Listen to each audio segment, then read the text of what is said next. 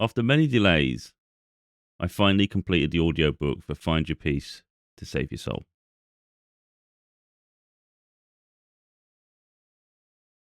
Of all my books, that was the one that needed an audiobook. All the others, audiobooks exist. I released that book in August, September of last year, 2024.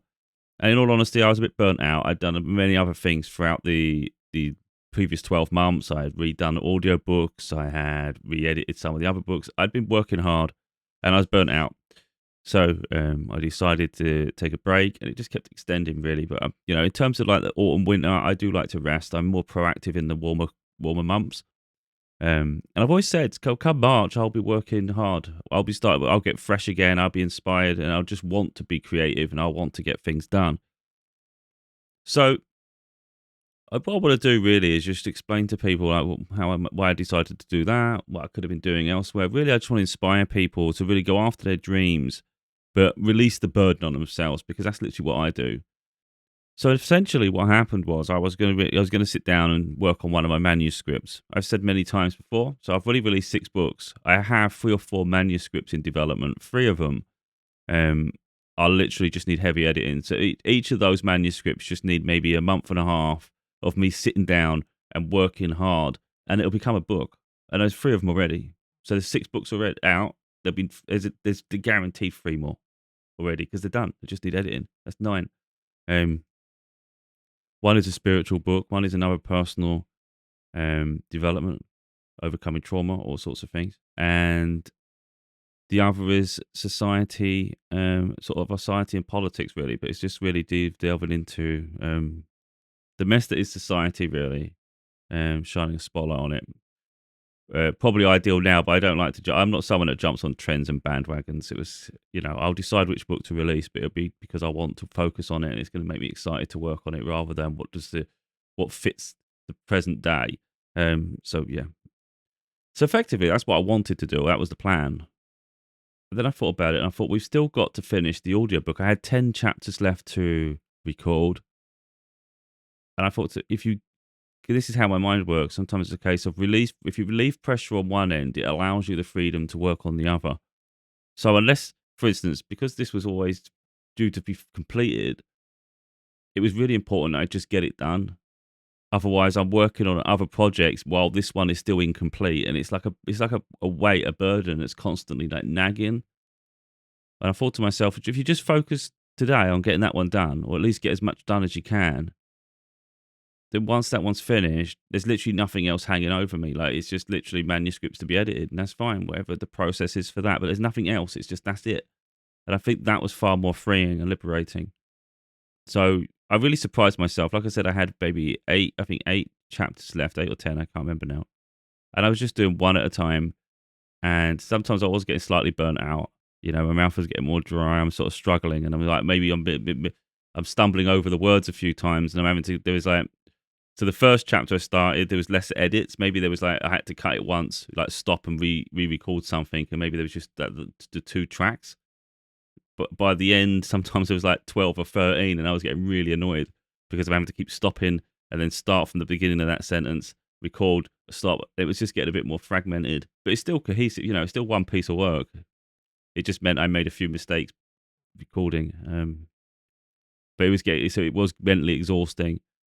But I managed to just keep pushing. I was like, you know what? You've only got this one left to do. Or that one's a smaller chapter. Why don't you just jump over to that one? And that's what I was doing. And in the end, I was like, well, there's just one chapter left. Well, it's like a little bit longer, but let's just record it and get this thing finished.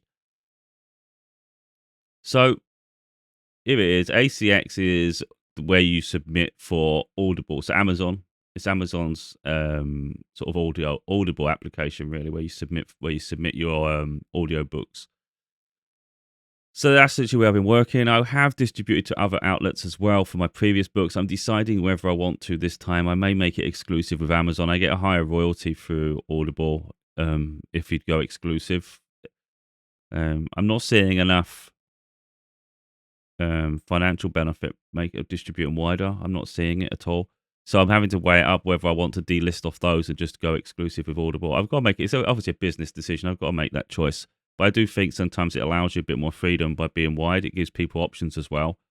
but you're not bound by one market, if you like. So I think it swings and roundabouts, and that's where I have to make that decision for myself. So like I said, I've submitted it today. We managed to get it finished. It says here 0 or 4 steps complete. So literally, it did say that it takes up to 10 days, as it says there. Look, up to 10 days. Review and publishing typically take 10 days. Now, sometimes they will come back. They don't like long pauses in tracks, and sometimes it's how we normally talk. Sometimes there is a pause and then talk. But they don't like that, so you have to go through and you will have to sort of like maybe cut things down. And it only takes one track, like one chapter, for instance, to have an issue like that, and the whole thing gets sent back to you. So realistically, if there's going to be an issue, it'll be that. They will say what the problem is if there's a problem, and then you just go back and fix it. So metadata review. So that's the information that's contained within the book's information. So, like if you say what genre it is, and the fact who did the audiobook, all these little information pertaining to the actual audiobook. Then we've got cover art review. So that's just obviously this. I think it's perfectly fine, because sometimes you'll see lines, you'll see a mess in it. They just want it to be one image, and I think I've done that. So that'll pass. Audio review, like I said, is just a thing I said there, and then a final verification just to make sure that everything's fine, and they'll decide to distribute. So I'm hoping it goes through all at once. So what I'll do just quickly, so it's just over 6 hours, 6 hours and 22 minutes. Now, there was a different, so what it is, you do all your chapters, you even do an opening, author's note opening, opening credits. I could share a few bits, it doesn't really matter.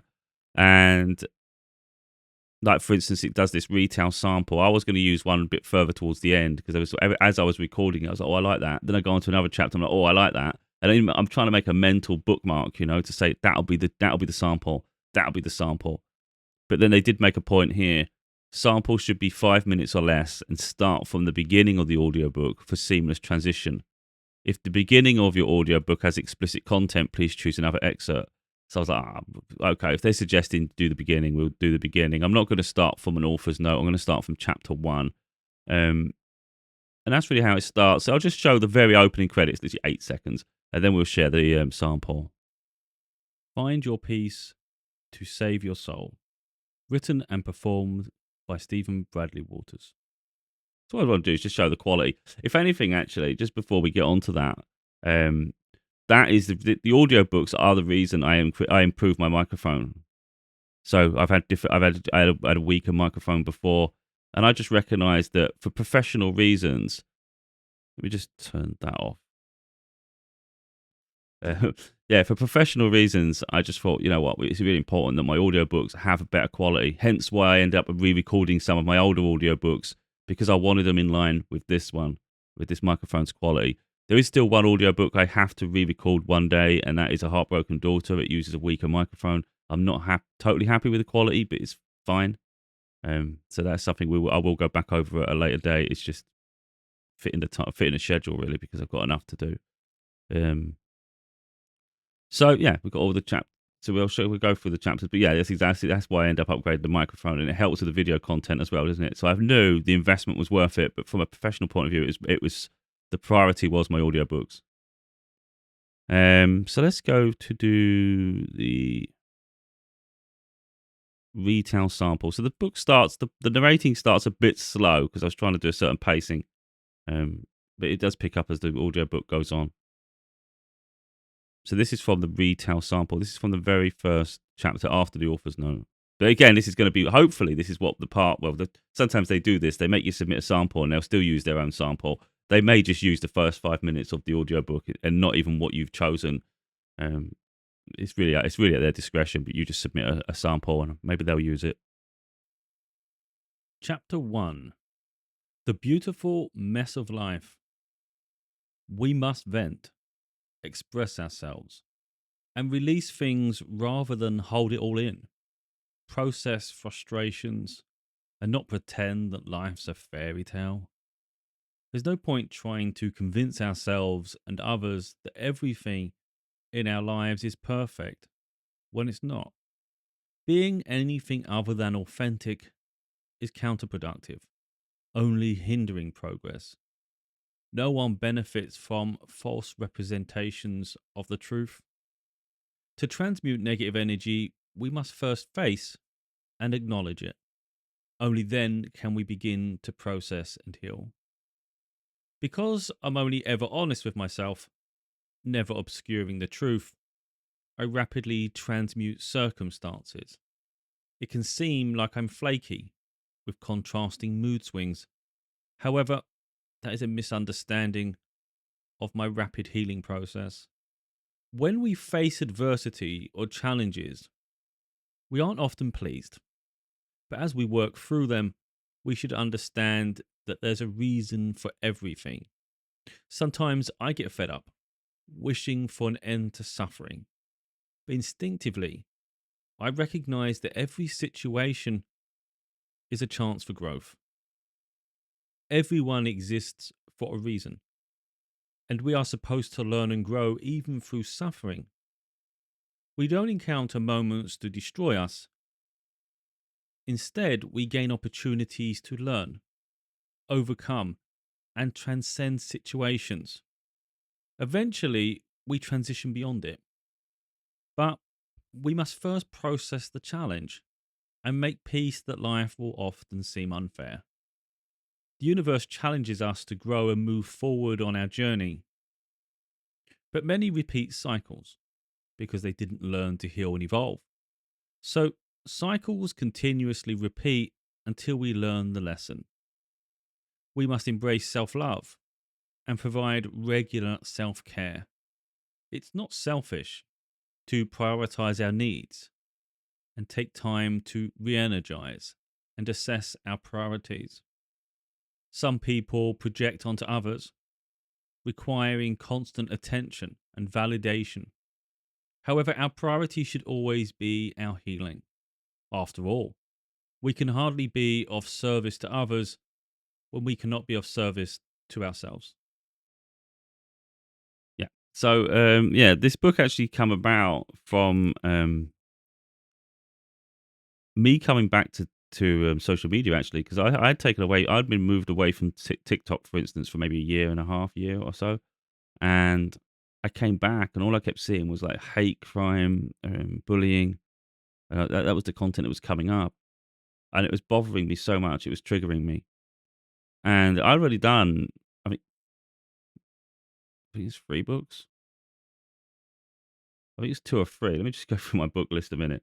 Um, So I'd already done Heal Your Mind to Free Your Soul, and then I did Inspire Your Mind to Enlighten Your Soul, and that was sharing the healing journey, personal growth, transformation, really helping people, I think, see from a personal point of view how to overcome certain situations in life. So I felt, to be honest, that I'd maybe finished that process, but yet there was another book in me because I realized I hadn't shared a certain part of the journey, and that was really overcoming like the trauma to the point where you are hateful and spiteful and bullying and it's toxic, because we all have decisions to make. We all process trauma and life differently, but literally it can lead you down a certain path.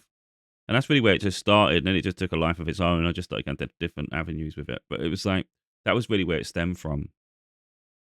And like I say, I've got another manuscript in development that goes, again, even further into that personal growth and transformation. And hopefully it will help, just like this one, just uplift and inspire people. And I recognize, just I think telling it from a personal point of view, sharing circumstances will help people feel less alone.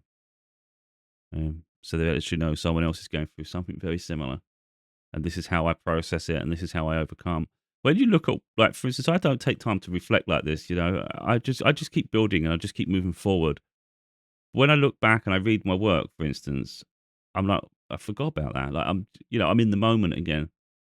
And I'm like, yeah, I still feel like that sometimes. And I do feel like that today. And, it still resonates now.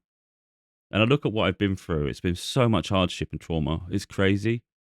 And yet I just kept pushing forward to chase my dreams. And I'm really proud of myself for that. And I recognize that you never know like how life will change. But either way, I fulfilled life goals, especially with the books. But not only that, I've overcome so much, and I've almost like worn it as a badge of honor. And I think there's something quite beautiful about that. So I am really